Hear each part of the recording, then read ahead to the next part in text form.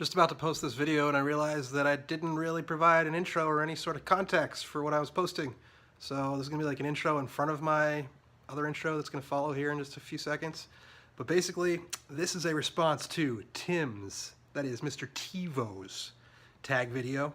And I'm supposed to provide at least a couple other people who I want to tag so they can describe and show their top 20 favorite comic books. So I tag, let me reach into the obscure here. I tag. Now that I said obscure, this might be insulting to the people I select. But I tag Brooke over in the UK by the hoary hosts of Hoggoth, who changed his name.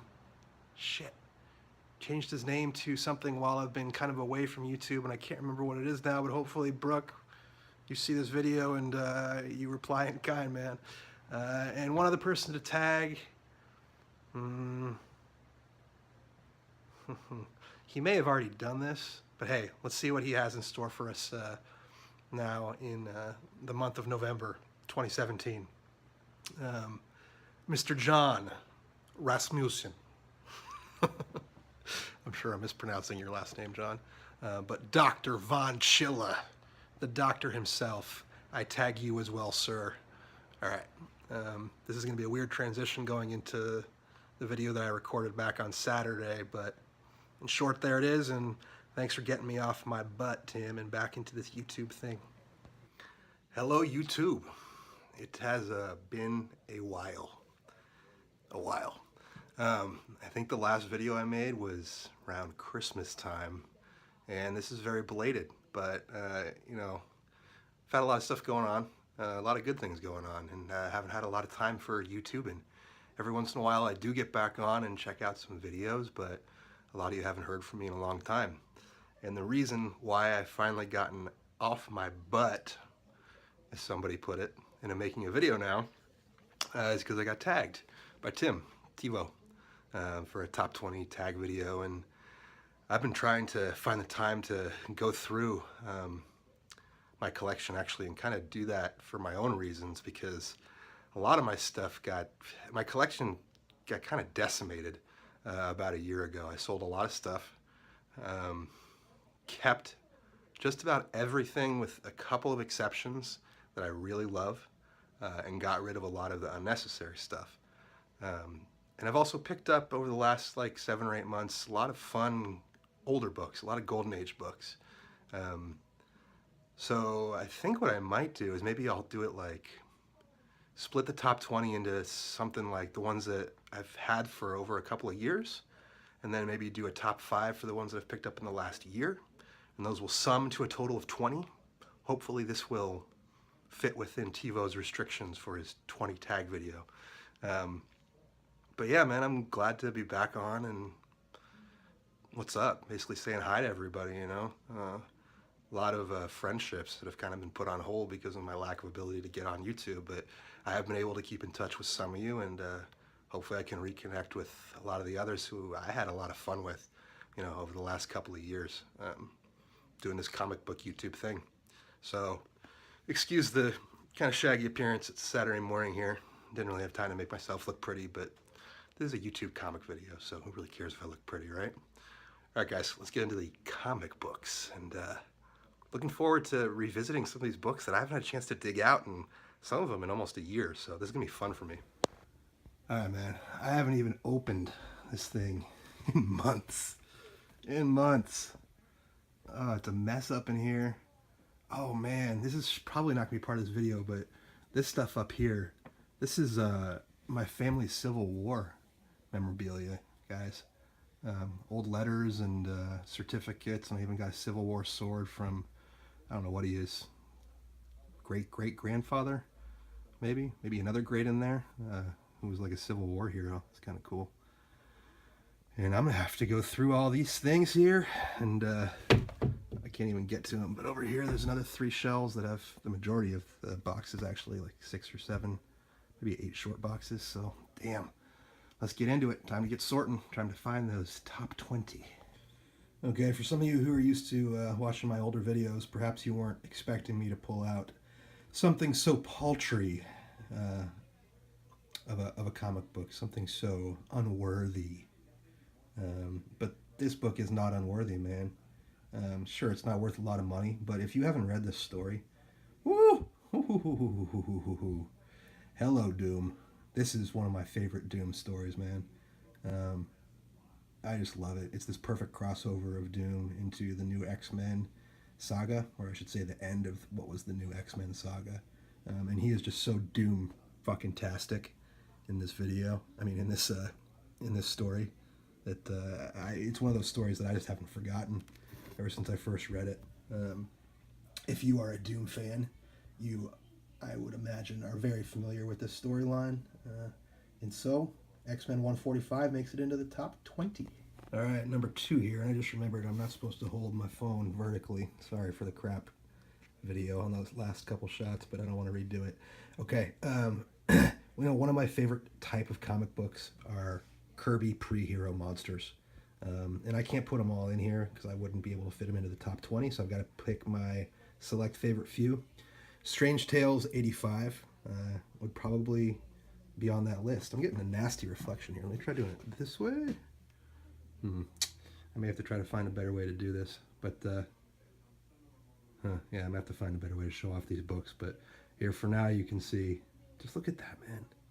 The coloring on this book, and just I don't know, the way it just blends is freaking perfect. The reflection is ruining my ability to show off this book, but in my opinion, this is one of these times where Kirby just freaking nailed it. Nailed it! Coming in strong at number 3, we have another Kirby pre-hero cover, Journey into Mystery.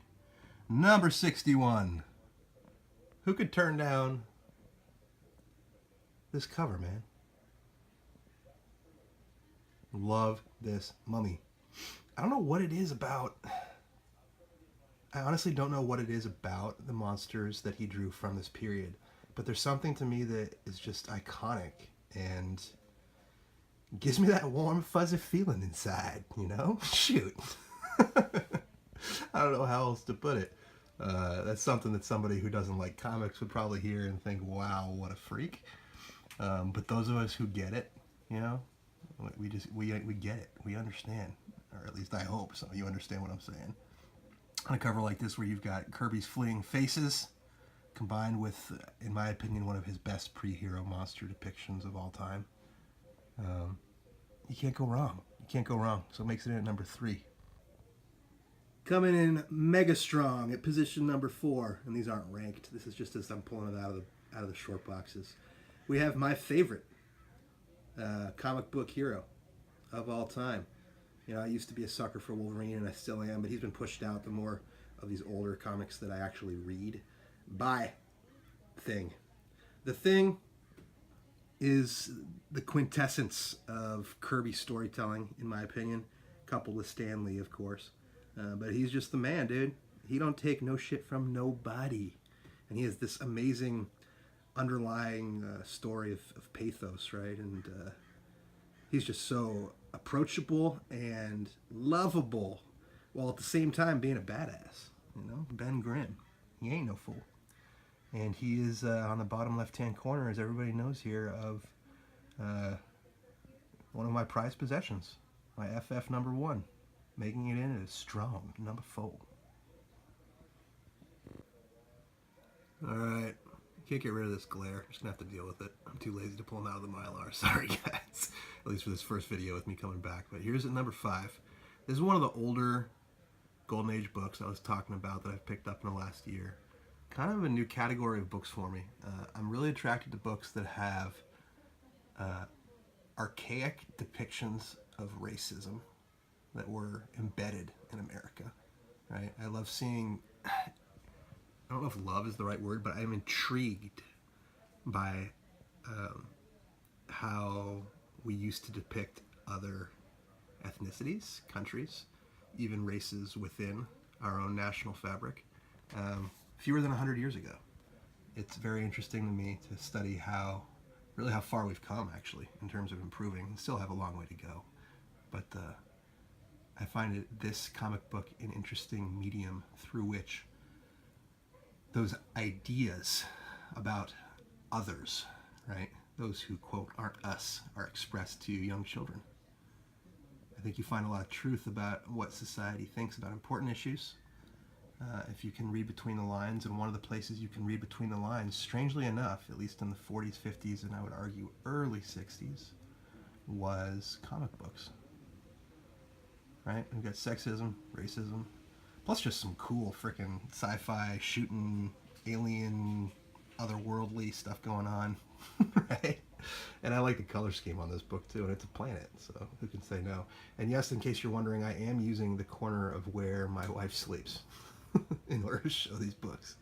And I don't got smoke going into the beginning of my video, but if you watch Tim's videos, since this is being brought on by Tim, you can surmise what might be going on in between these video shots, right?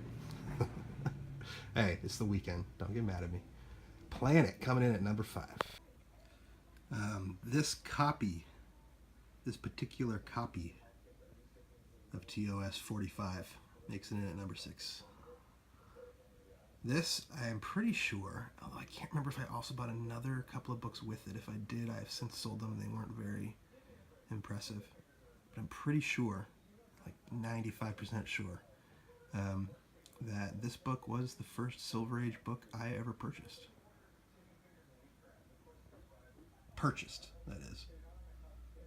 I had a couple others from before, but it's the first book I ever really went out to a store, thought to myself, you know, I kind of like this older stuff so much that I might want to buy a few and actually have some, actually own some. You know? There was something about the way the greens hit the gold of the old Iron Man armor. Seeing Iron Man, recognizing that that was Iron Man, but seeing how different he looked. And thinking to myself, I wonder how he got from that to the Iron Man that I know. And that was just kind of like the seed of, you know, the curiosity quest that led to all the collecting of the older books. Believe it or not, Iron Man is not one of my favorite characters. This is not one of my favorite storylines. The art's okay. But it's the first one I ever picked up, so it makes it in the list. Everybody knows these. They gotta make it in. They gotta make it in. I'm gonna count this as one showing, cheating here. But this is one of the greatest storylines in comic books of all time. Frank Miller doing his damn thing with one of my favorite characters, Wolvie. At number 8, I kind of beat down here in the corner especially, but still, it's gotta make it into the top 20. Yeah, look at that rust. I'm actually looking to replace this book. There's a little bit of, oh wait, yeah, it is a little bit more rusty than last time I looked at it. That's unfortunate. But sorry, get a little sidetracked here. This is my X-Men number 1, and it comes in at number 8. Gotta make the list.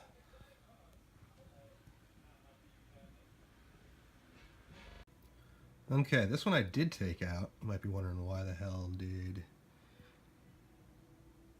didn't they take that one out? X-Men 98, good storyline, solid Sentinels story, but the reason why is because I bought this book thinking it was nothing in a lot with like 50 other books, and I opened up the splash page the first time to take a look and read it, and look what I find. Unverified, of course, but is that Chris Claremont's signature? Looks close enough to examples that I've seen from what I remember. This actually is a good story now that I think about it. I forgot about this story. This Christmas line story. Sorry, my hand's shaking. But just the excitement of opening that up the first time, I can never forget that. And seeing Chris Claremont's signature and just being like, what? You know what I mean? Feeling that, the same feeling that you could have sometimes when you found something cool like that when you were a teenager or even younger, brings you back. One of the reasons why I like comics as well, I think, is makes you feel like a kid. Kid type fun levels happening sometimes when reading comic books. Good stuff. Signed and from Mr. Gene Colan's personal collection, along with a few others that I have from his collection that are also signed, but this one's my favorite. I actually got in touch with his son because of my acquiring of this lot of books that came from his collection. And we communicated briefly online, but that was pretty amazing. Just like to actually, get to talk to somebody who's directly connected to the creation of this book through his father.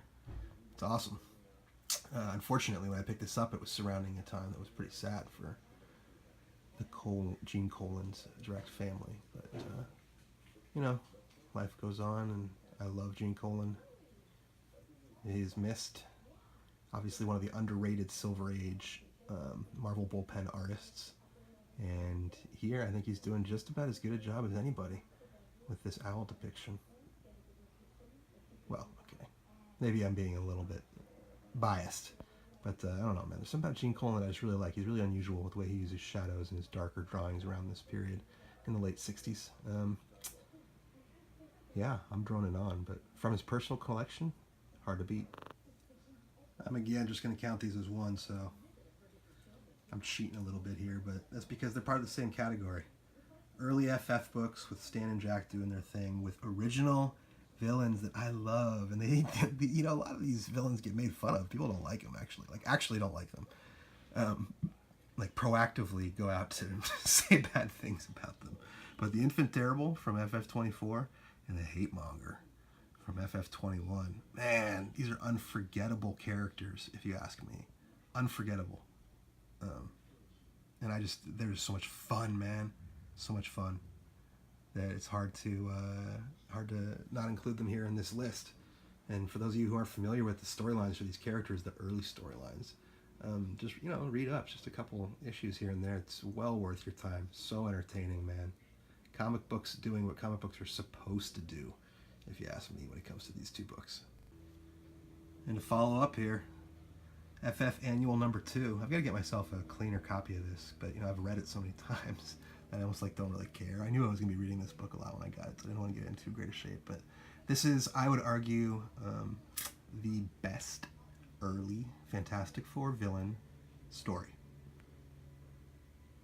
This is where you get Doom's full origin, and man, is it one to remember, right? Man, Doom is just... To me, there is no FF without Doom, It took a while for him to really develop into his full grandiosity, but he is just unparalleled in terms of characters that just are hard to wash out of your mind once you have read about him a couple of times. Just want to know more. Talk about a comic book telling history, what was going on at the time, right? This is Startling Comics number 41. Volunteers wanted for atomic A-bomb test, huh? I guess atomic A-bomb is a bit redundant. Sorry. For an atomic bomb test. Amazing though, right? That this is what kids were reading, dude. World War II. Actually, for some reason, on this particular book, I think this is... Damn, I might have to open up and look at the indicia. But I think this might have been right after World War II. No. Oh, shoot. It even says right here. 1946. All right. So right after World War II. But the era tells it all, right? Volunteers wanted. Come on, kids. All right. There's an annoying beeping going on outside. But anyways. Coming in at number 14. Strange Adventures. Number 79. Glare's kind of bad. Let's try to fix that.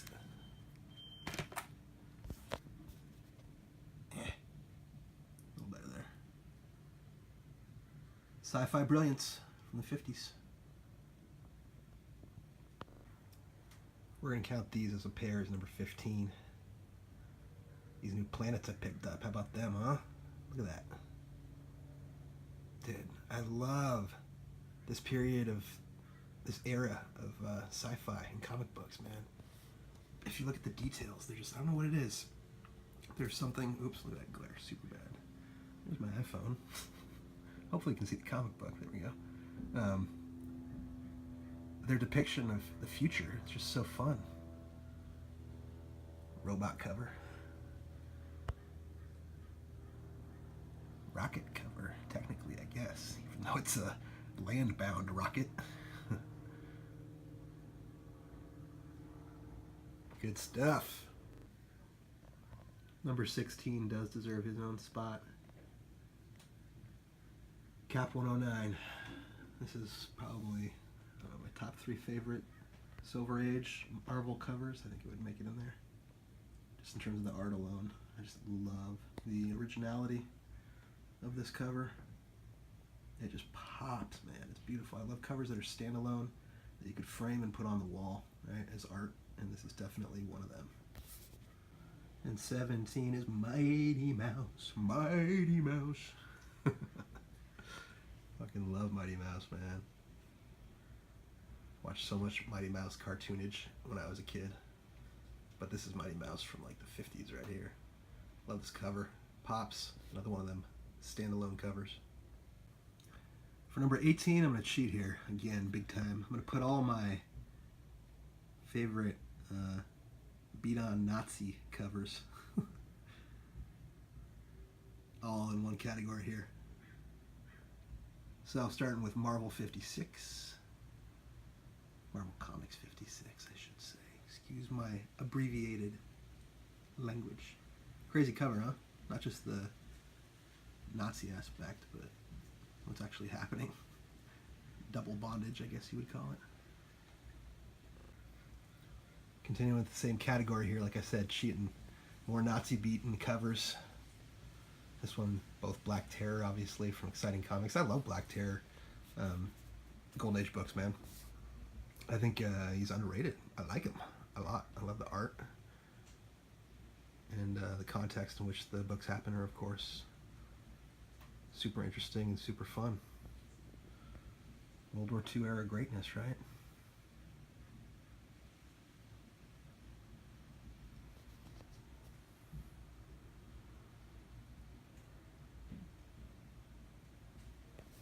Love it.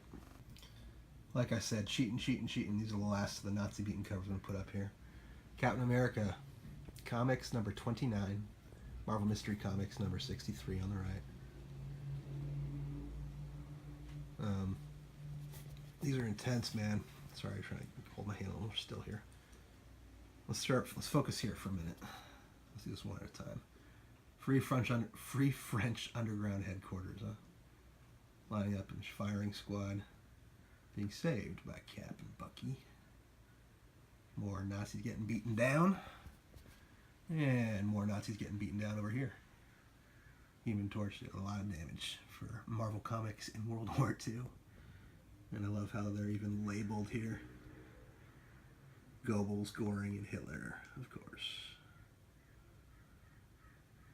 Alright, that's it for the Nazi beaten covers, but yeah, man. Those are, of course, one of my favorite categories of comics, are World War II era books that depict Americans defeating Nazis. Number 19 is my Daredevil 187. Why? Because it is signed by Sir Frank Miller. Yeah, man.